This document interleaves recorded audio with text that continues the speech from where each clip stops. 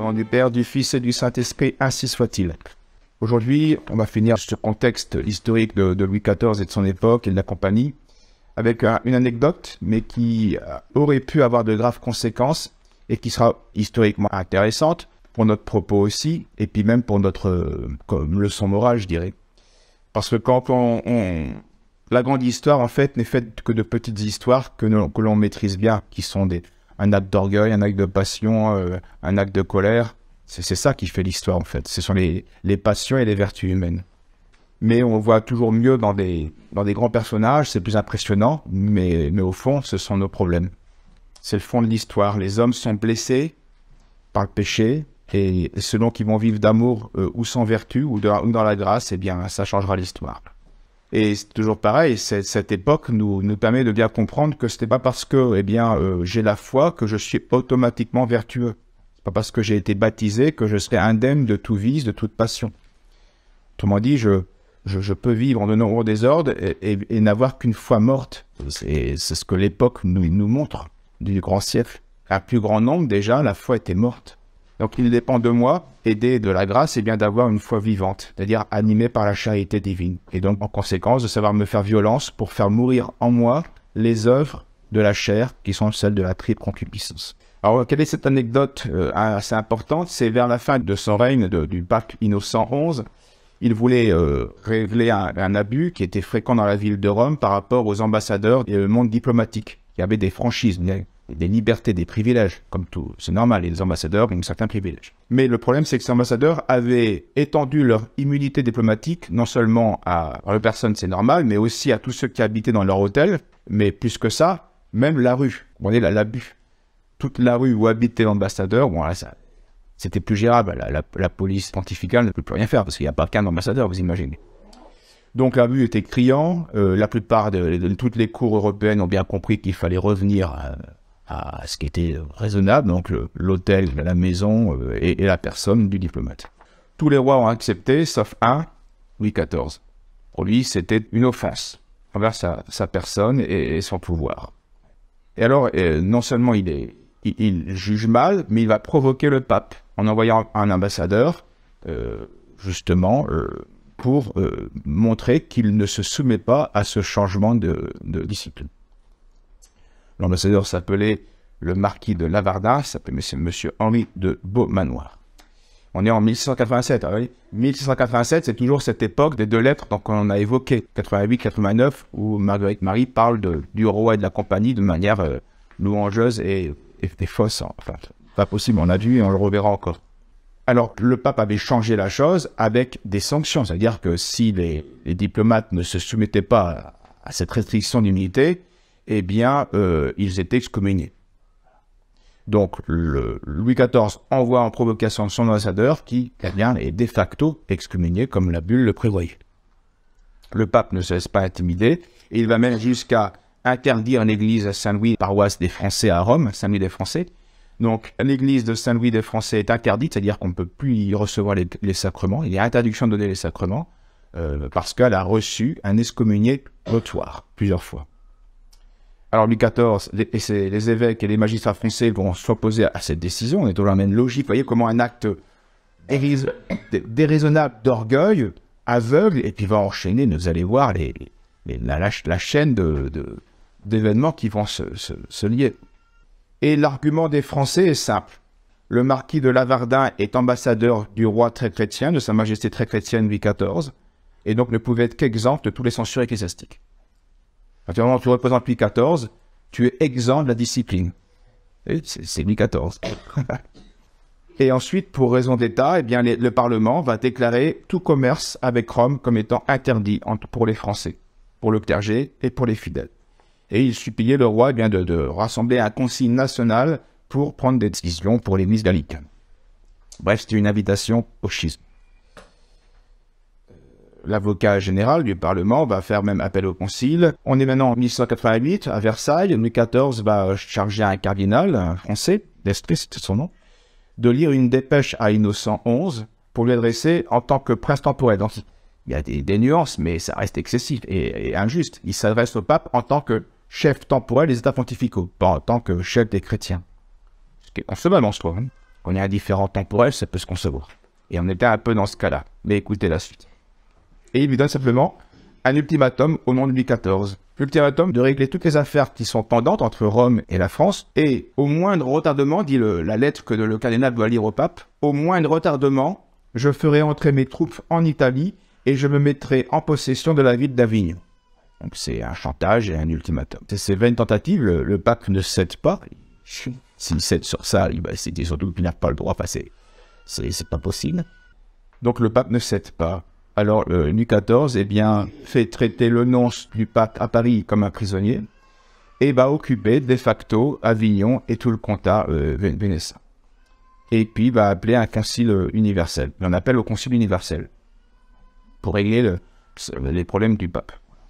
Septembre de l'année, il réunit 26 évêques à Chiastakos, le fameux Harlay. Harlay va aller, l'archevêque de Paris va encourager ses évêques à soutenir le roi Louis XIV face aux prétentions absurdes, disent-ils, enfin irraisonnables, démesurées, outrancières de Rome. L'archevêque de Paris rappelle aux évêques que Louis XIV, c'est quand même le fils aîné de l'Église. C'est l'expression. Retenez-la, on en reparlera après.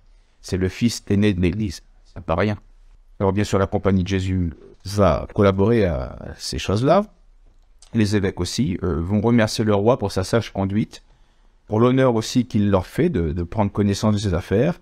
Et puis l'université va s'associer à cette démarche, mais avec uniquement les docteurs qui avaient été bien choisis pour qui seraient dociles. Enfin, qu'il n'y ait pas de contradiction comme on avait vu en 1182 avec les 4 articles. Le pape, sur ses faits, va décéder. Il était vieux, c'était à la fin de son règne, à la fin de sa vie. 10 août 1689. Le suivant ne règne que 2 ans, donc les affaires sont tassées et restent point mort, Alexandre VIII. Et puis, ça va être quoi avec son successeur, avec Innocent XII, que les rapports avec Rome vont se renouer. Parce que Louis XIV s'est rendu compte qu'il était trop loin, il ne voulait pas de schisme, d'ailleurs il répugnait aux principes protestants intellectuellement. En tout cas, il s'arrête et il renoue avec Innocent XII.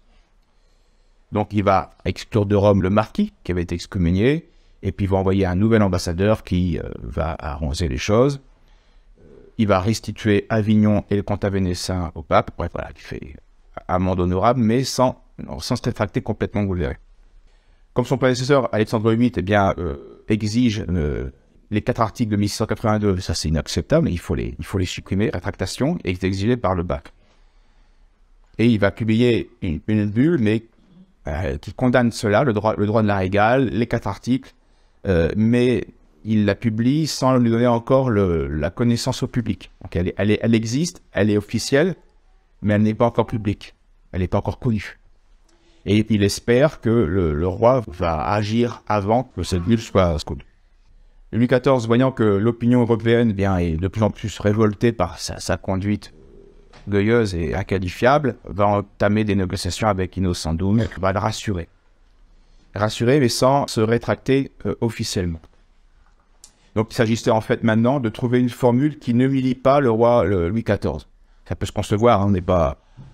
Quand on a fait un acte d'orgueil et qu'on est un peu repentant, en plus c'est le supérieur, on n'est pas obligé de l'humilier, vous voyez. C'est déjà bien qu'il reconnaisse ses torts. Même si, en d'autres temps et dans d'autres circonstances, l'humiliation aurait pu faire partie de la pénitence, c'est aussi possible. Mais bon, ça c'est un jugement prudentiel, c'est pas facile. Et donc on arrive en 1193, le roi va écrire lui-même au souverain pontife qu'il a donné ordre que les articles contenus dans la déclaration de 1682 sur la déclaration du clergé, eh bien, ne soient pas observés. Il y a les nuances. Donc c'est déjà bien. Louis XIV, maintenant, c'est lui qui neutralise. Il y a des articles là, on les congèle, mais ils sont prêts à se lire. Voyez, la nuance est là. C'est déjà bien pour lui, mais c'est insuffisant pour l'avenir, parce qu'il n'y a pas eu de rétractation. Donc on ne reconnaît pas que c'est une erreur. Donc cette erreur va continuer à pervertir les intelligences de l'élite du clergé français. Et on le verra, à la Révolution s'explique aussi en partie à cause de cela. C'est pas pour rien que 50% dans un premier temps des prêtres ont prêté serment à une constitution schismatique. C'est pas non plus pour rien que Louis XVI, malgré l'opposition connue du pape, a validé cette déclaration. Il va s'en repentir, mais il l'a fait pourquoi? Sur le conseil de 2 archevêques qui étaient sans conseil religieux. parce que deux archevêques français ont dit à Louis XVI de signer cela, qu'il l'a signé en fait. Vous voyez les conséquences, ça vient de 100 ans avant. C'est le gallicanisme, c'est Louis XIV. C'est la faiblesse du clergé de Louis XIV. Il n'y a pas que les méchants dans cette histoire. Il y a la faiblesse et la malice des bons. Et d'ailleurs, à l'époque de Louis XIV, pour les gallicans, eh bien, pour lui, la rétractation que Louis XIV a opérée face à Innocent XII, c'est simplement une marque de politesse envers le pape. Mais il ne renie pas la substance des 4 articles. Bon, Rome a fait donc ce qu'elle pouvait prudemment exiger. Est-ce qu'il fallait exiger plus? En soi, oui. Mais c'était compliqué avec l'état de la France d'alors. Aussi bien du roi que du clergé. Donc, on est affaire prudentielle, comme je dis. Une remarque, avant de continuer, vous voyez que l'histoire des hommes, comme l'histoire de France, comme l'histoire de l'Église d'ailleurs, comme l'histoire tout court, c'est à part quelques saints qui sont connus ou pas connus, qui ont existé et qui existent, eh bien en fait l'histoire des hommes est misérable. Il faut le deviner aujourd'hui, mais c'est vrai de toute époque. C'est vrai de toute époque. Dieu supporte beaucoup de misère parce qu'il est lent à la colère et qu'il pousse à la pénitence. Et aussi parce qu'il supporte ces maux qui sont le fruit de notre liberté. Et malgré donc cette masse d'infidélité, il supporte, et de péché, il les supporte pour le bien des élus, pour le bien des saints, oui, en raison des élus. Et donc, si l'histoire de la sainteté de l'Église, qui est la vie des saints, est sublime et réconfortante, il ne faut pas oublier qu'elle est mêlée à l'histoire tout court, même l'histoire de l'Église, à l'ivrée. Dans l'Église, il y a beaucoup d'ivrés. C'est pas, regardez la parabole du Christ, hein, c'est pas, il y a un champ où il n'y a que du blé, l'Église, et puis il y a un champ où il n'y a que de l'ivraie, de la mauvaise herbe, le monde. Ah non. L'ivraie est mélangée au bon blé. Et l'histoire de l'Église, ce n'est que ça. Ce n'est que des scandales, on peut dire. Ce n'est que des péchés, on pourrait dire. Si on regarde que l'ivraie. Oui, mais il y a aussi du bon grain, même, heureusement, dans l'Église. Et dans le monde. Alors revenons à notre fameux mois de maintenant juin 89, où Louis XIV. Donc souvenez-vous de cette lettre où les termes étaient dit louangeux envers la compagnie de Jésus, envers Louis XIV. Souvenez-vous, 88-89. Et à cette époque-là, qu'est-ce qui est réellement Louis XIV? Si on fait le bilan maintenant, c'est un ravisseur des biens de l'Église, un oppresseur de l'épiscopat, un fauteur des pires désobéissances religieuses, un schismatique ou esprit schismatique, excommunié, pas publiquement, mais réellement, envahisseur des états du pape, c'est quand même pas rien comme curriculum vitae. On s'attendrait à une autre chose que mon fils bien-aimé. Vous voyez, ça ne colle pas. Ça ne colle pas. Et donc, malgré ces scandales publics, ces péchés, et son confesseur lui donne, qui a un but de gallicanisme, hein, qui le propage, donc c'est ben, lui donne l'absolution. Et à cette époque-là, puisqu'il n'y a plus de péché, d'impureté, sur cet aspect-là, il peut communier. Mais il n'y a pas que ça dans la vie. Il y a aussi tout le scandale qu'on vient de dire. Et malgré ça, ben, là, il peut communier. C'est pas si simple que ça. Hein. Ça, c'est l'histoire, c'est compliqué. Donc, la conclusion, maintenant, vous la comprenez mieux. Il est impossible de comparer un Père-Lachaise, confesseur du roi, au bienheureux de la Comminguière, qui lui était vraiment un vrai serviteur de Dieu, tandis que le premier n'est qu'un scandaleux courtisan. Donc, dans la lettre, dans les fameuses lettres de Marguerite Marie, on désigne le Père-Lachaise comme étant un grand serviteur de sa divine majesté, et l'honneur et la gloire de la sainte congrégation, de la compagnie de Jésus, non, ça ne colle pas du tout. C'est invraisemblable.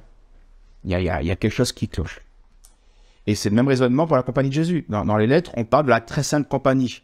À l'époque, en France, on a vu, c'est exactement l'opposé. C'est des scandales sur scandales.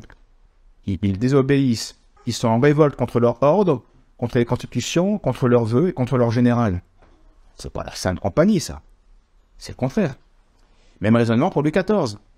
En 1689, le roi Soleil n'a rien qui puisse lui faire accepter le titre de fidèle ami du Sacré-Cœur. Il n'est pas fidèle, il est infidèle. Alors, certes, parmi les ennemis de ce grand roi, il y a des hérétiques, mais il n'y avait pas que des hérétiques, il y avait aussi Innocent XI. Ça, c'est dommage d'avoir Innocent XI comme ennemi lorsqu'on se prétend roi très chrétien. Et Louis XIV a initié ce que la Révolution avait rêvé et ce que Napoléon et la maçonnerie vont réaliser, par faire.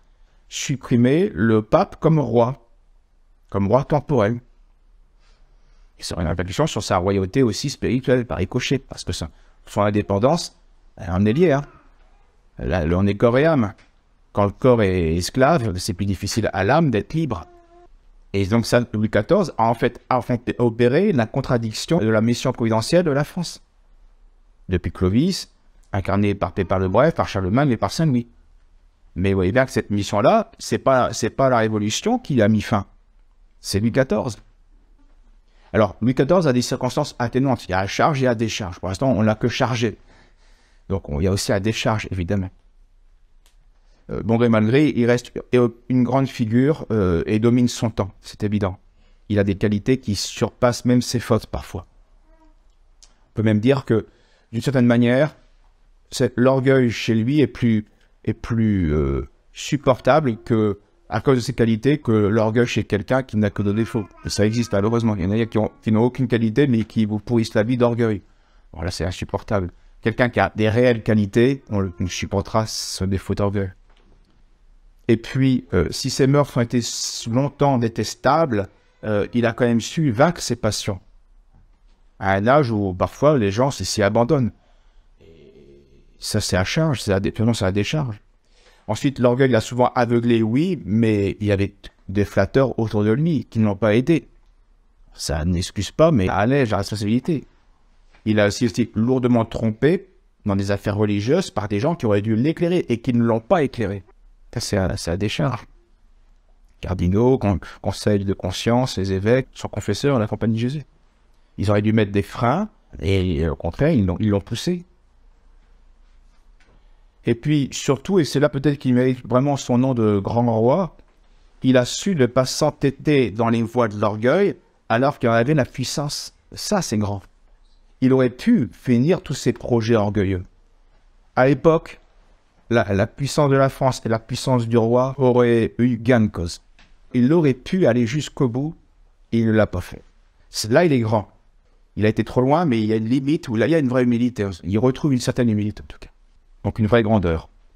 Et il est sûr que s'il avait connu, il n'a pas connu, mais s'il avait connu cette invitation et la vraie dévotion au Sacré-Cœur, douce et humble, ça l'aurait fait du bien, et ça l'aurait bonifié. Ça aurait été un saint de plus sur les autels, et ça aurait changé la face du monde, une autre histoire. Mais c'est pas l'histoire. Et finissons maintenant pour aujourd'hui avec cette expression donc de cette lettre qui apparemment ne choque pas, mais vous allez voir quand on la revoit dans le contexte, devient choquante. La lettre des Marie disait « Fais savoir au fils aîné de mon Sacré-Cœur ». C'est joli, c'est bien, pourquoi pas. Et l'abbé Boulin fait ses remarques. Comment ne pas être frappé d'abord du rapprochement entre cette dénomination nouvelle, c'était nouveau, fils aîné de mon Sacré-Cœur, ou celle aussi qui était utilisée à l'époque, qui était nouvelle, fils aîné de l'Église, on l'a vu, ce sont les gallicans et les magistrats qui utilisaient cela. Avec celle qui était officielle, qui était traditionnelle, et qui était donc authentiquement conférée par le Saint-Siège, qui était le roi très chrétien. C'était le titre officiel du roi de France, roi très chrétien. Vous savez, chaque roi d'Espagne avait un autre, le roi Portugal avait une autre, je ne connais pas, elles sont d'ailleurs toutes très belles, un peu équivalentes, mais un roi très chrétien, c'est un roi de France. Et maintenant, depuis 50 ans, et puis à cette lettre, on a des appellations nouvelles. Fils aîné de l'Église, fils aîné de mon Sacré-Cœur. Et alors ça interroge les Boulins, et vous allez voir ces remarques.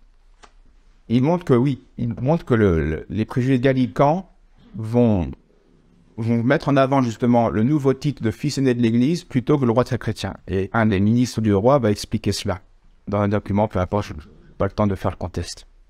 Colbert avait réclamé cette pièce une consultation à un avocat du Parlement. Et parmi les griefs de ce parlementaire, donc un gallican, contre une déclaration qu'il jugeait hésitante et tiède à l'égard du gallicanisme, on trouve, non sans étonnement, cette remarque.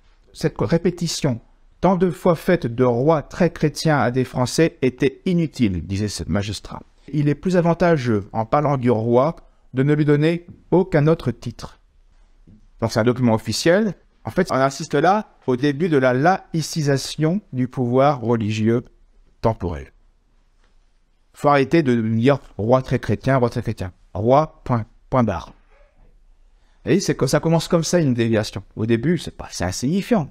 Ça reste encore un roi chrétien, un roi très chrétien, mais on va plus le dire, on va arrêter de le répéter. À force de plus le répéter, on ne devient plus roi très chrétien. Ça commence là. Et ça commençait même avant. Louis XIV n'est qu'une apogée de cela. Donc cette répugnance à rappeler que le roi très chrétien, c'est-à-dire quoi? C'est-à-dire qu'il y a quelque chose au-dessus du roi. Le roi, c'est pas un absolu. Le roi, c'est un serviteur de Dieu. C'est ça que rappelle le type roi chrétien. Et donc là, on est dans l'acclamation du césarisme.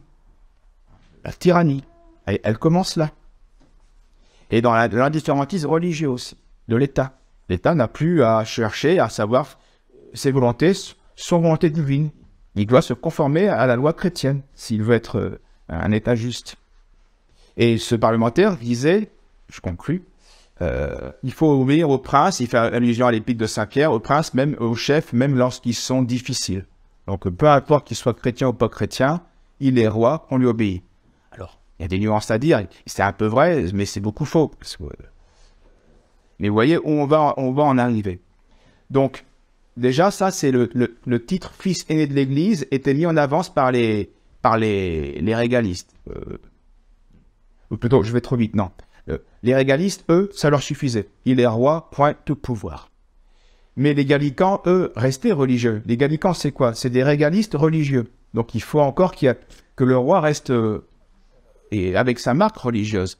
Alors, eux vont mettre en avant des rois qui ne viennent pas de Rome, un titre qui ne vient pas de Rome, roi très chrétien, mais des titres forgés par eux-mêmes, notamment fils aîné de l'Église, avec cet avantage que un fils aîné, eh bien, c'est l'héritier et devient et remplace et au-dessus de sa mère hein, quand il est majeur. Dans la monarchie, c'est ça, un roi, un fils.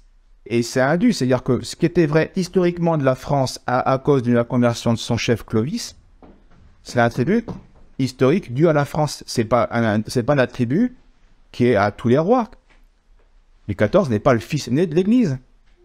Vous voyez là, comment on subvertit doucement un concept pour l'attirer à l'hétérodoxie gallicane. Et c'est dans ce contexte-là que cette nouvelle formule de fils aîné de mon Sacré-Cœur pouvait être utile s'il y avait eu schisme. Et c'est là l'hypothèse de Boulin qui n'est pas intéressante, et là je vais vous le lire. Un fils aîné donc est appelé à s'émanciper, à hériter peut-être, mais il est évident que fils aîné du Sacré-Cœur est mieux encore. Il relie à la tradition un avenir renouvelé, à un culte nouveau. Il donne un nouveau chef. En cas d'une rupture avec Rome, il déblaye le terrain du spectre de l'Église abandonnée et trahie. Et l'on compte, dira-t-on, que l'éclatant aboutissement des promesses, de la victoire sur les ennemis qui permettent d'escompter ses armes, bien suffira à absoudre, à consacrer aux yeux des masses, dûment travaillées par l'habile campagne menée depuis 1888 pour les préparer à une rupture avec le Saint-Siège. Donc dans l'esprit des Gallicans, ce n'est pas une dévotion que Louis XIV est appelé à embrasser avec le culte du Sacré-Cœur, mais c'est une religion qu'on lui propose de fonder, très temporelle, par main côté. Prospérité, temple, drapeau, à l'image des préoccupations et des intérêts du moment. Vous voyez donc, l'hypothèse c'est que c'est peut-être, on préparait des pistes pour, eh bien, dire, après un schisme fait, eh bien non, Louis XIV reste toujours l'ami du Sacré-Cœur, il est l'ami de Dieu, et ne nous veut pas des outrances qui se passent à Rome. Et si le roi ne peut être soupçonné, voici, c'est pas le roi qui a imaginé ça, et si le roi ne peut pas être soupçonné de ces abominables calculs, il n'est pas aussi facile d'écarter entièrement d'autres figures assez compromises de cette accusation, de manœuvres monstrueuses, de raccords artificiels et de sacrilèges, d'une manifestation surnaturelle aux intrigues, aux plans, aux attentats politiques contemporains contre le centre romain. Et l'on voit très bien l'intérêt qu'ont pu avoir les jésuites, les premiers au courant des apparitions miraculeuses, à examiner et à débattre entre eux les questions qu'elles posaient au monde catholique, à adopter, à solliciter peut-être la solution orthodoxe pour s'en faire à une heure critique de leur histoire une arme ou un monopole. C'est une hypothèse, on ne peut pas le prouver, hein. Mais le mystère reste. Comment ces termes inconvenants ont été écrits par Marguerite Marie, s'ils l'ont vraiment été écrits? Il semble que oui, mais qui lui a soufflé cette terminologie? Parce que si c'est elle qui l'a écrit, dans sa main, évidemment, c'était de manière innocente, c'était de manière respectueuse du roi. Voilà, on en a fini pour cette histoire du message au Sacré-Cœur, enfin de ces lettres exactement. Et on a maintenant assez de matériaux pour les prochaines fois, pour aller plus loin, et maintenant pour élargir, vraiment de voir maintenant le problème apocalyptique. Maintenant, on va parler d'époque, de la 5e époque, qui va préparer la 6e, jusqu'à la 7e qui est aux Ismonènes. Au nom du Père, du Fils et du Saint-Esprit. Ainsi soit-il.